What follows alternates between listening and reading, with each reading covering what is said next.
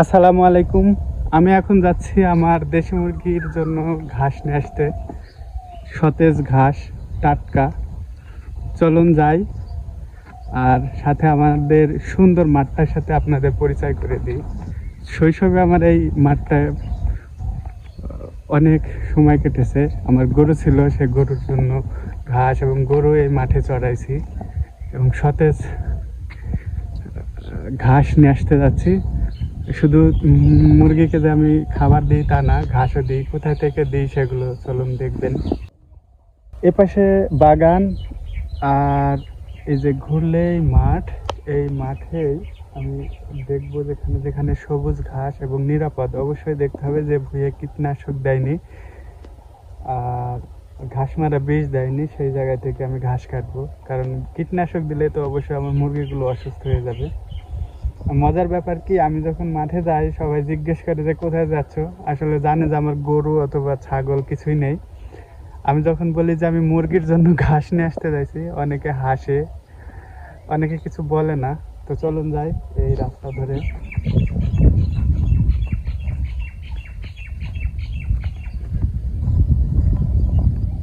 সবুজ ঘাস খাওয়ালে মুরগির খুবই উপকার হয়। কারণ কি, আমি যেহেতু বাধা ধরা পুষি, খাবার যদি আমি শুধুমাত্র কেনা খাবার অথবা ধান দিই, পুষ্টি গুণাগুণ সব পায় না। যেহেতু আসলে মুরগি উন্মুক্ত অবস্থায় চলে, সে পোকা খায়, ঘাস খায়, মানে ইচ্ছা অনুযায়ী খাইতে পায়। কিন্তু বদ্ধ অবস্থায় চললে তো সব কিছু খাইতে পায় না। এই জন্য যদি আমি এদেরকে সবুজ ঘাস দিই, তো তাদের রুচির পরিবর্তন হবে, সাথে সাথে তাদের অনেক পুষ্টি গুণাগুণ পূরণ হবে আর কি। তাই আমি ঘাসের খাবারের পাশাপাশি ঘাসও দিই।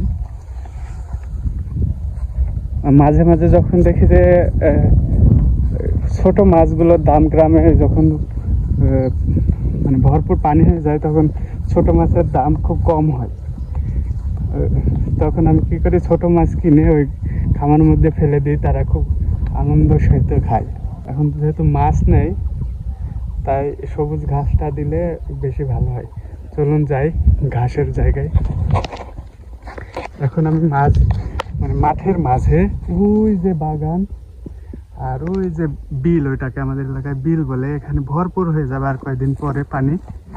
আর আমি মাঝখানে আছি। এখান থেকে আমি এখন ওখানে যাব এবং ঘাস কাটবো। এধারেও অল্প অল্প করে কাটবো।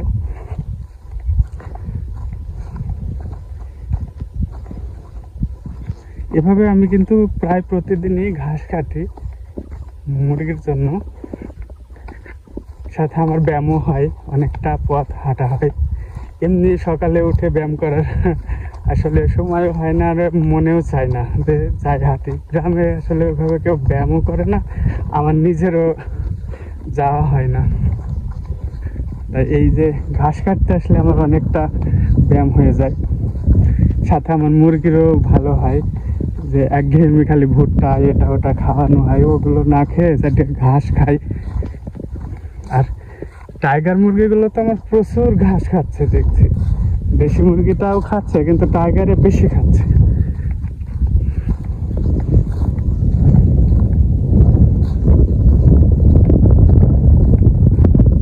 এগুলো এখন পাটের সিজন, মানে পাট বুনবে আর কি। যে পাশের ফুটায় পাট অনেক বড় হয়ে গেছে।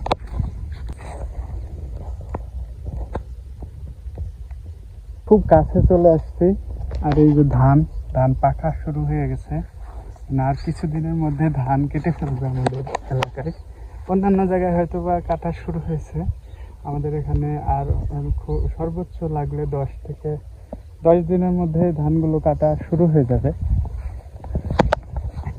তখন অবশ্যই ঘাস কম পাওয়া যাবে, কারণ ওই সময় সব যাদের অনেক গরু আর মহিষ আছে, এগুলো এই মুক্ত প্রান্তরে চড়বে কিছুদিন, যতদিন বৃষ্টিতে মানে ভরে না যায় জায়গাগুলো। আসছি, এটাকে আমাদের এলাকায় আপা বলে, আপায় চলে আসছি। এখানে আমি ঘাস কাটবো। এই যে সুন্দর ঘাস দেখুন, এই যে সম্পূর্ণ কাটবো না, এতটুকু করে কাটবো যাতে শুধু পাতাগুলো খেতে পারে। পারে। এই যে নরম ঘাসগুলো কাটছি, এগুলো আমার মুরগিতে খুব আরাম করে খাবে। আমি গোড়ায় থেকে কাটবো না, খালি আগাটা কাটছি। আর এত দূর আসার কারণ হচ্ছে এই যে নরম নরম ঘাসগুলো এখানে আছে, অবশ্য উপরেও আছে। আর আমি আজকে এই আপায় আসবো বলে এসেছি, যে আপাই থেকে 4টা ঘাস কেটে নিয়ে আসে। আর আমাদের এলাকাটা আপনাদের দেখায়, আমাদের এলাকায় বিল বলে। আর কিছুদিন পরে এগুলো ভরপুর হয়ে যাবে পানিতে, এবং কাঠ মাছ যেটা বলে হচ্ছে শোল, চ্যাং, অন্য এলাকায় টাকি মাছ বলে, পুঁটি, এগুলো হবে। আমরাই মাছ ধরতে আসবো হয়তো বা এবার।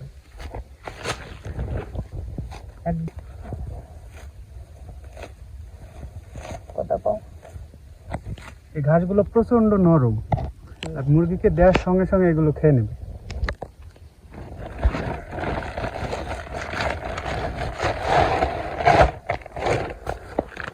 এই ঘাস দিলে একঘেয়েমি দূর হয়। খালি খাবার দিয়ে সেই খাবারে খেতে খেতে মুরগিরও মুখে মানে আলসেমি চলে আসে একরকম খাবার দেখে। যখন এটা দিব, তখন এটা খাওয়ার পরে আবার ওগুলো পুনরায় খুব সুন্দরভাবে খাবে। এটা হচ্ছে আমার মেন থিওরি, এই জন্য আমি ঘাস কাটি।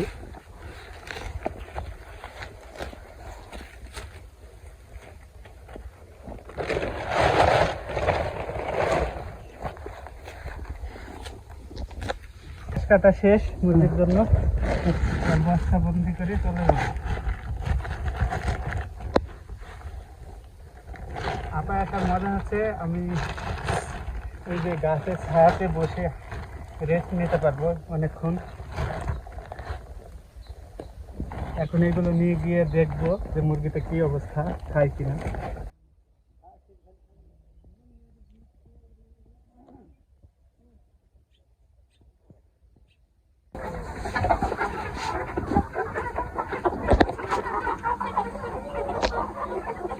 নিয়ে এসে সরাসরি এখন দিয়ে দিলাম মুরগিকে। মুরগি দেখুন খাচ্ছে।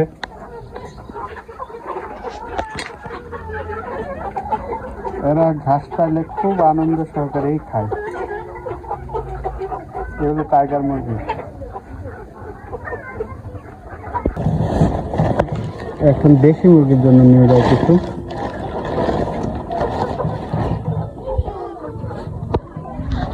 দেশি মুরগি কেমন খায় দেখি, কতদিন তো খায়নি। এখন দেখুন এই যে সব ভিড় করছে, এখন ভিতরে যাও।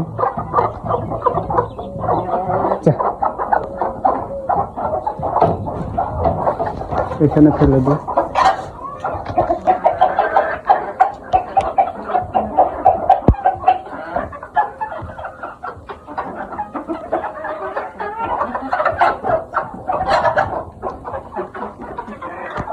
এরাও ভালো খাচ্ছে দেখে লতাটা। আমি ঘাসও খাচ্ছি আর লতাও খাচ্ছি, যে খাই কেমন দেখে। লতা তো খুবই খাচ্ছে, ওই কারণে আমি এত ঘাস নাসি, যেটা খুব আনন্দ সহকারে খাই। সকালের দিন এখন পর্যন্ত পারেনি তো কি। তো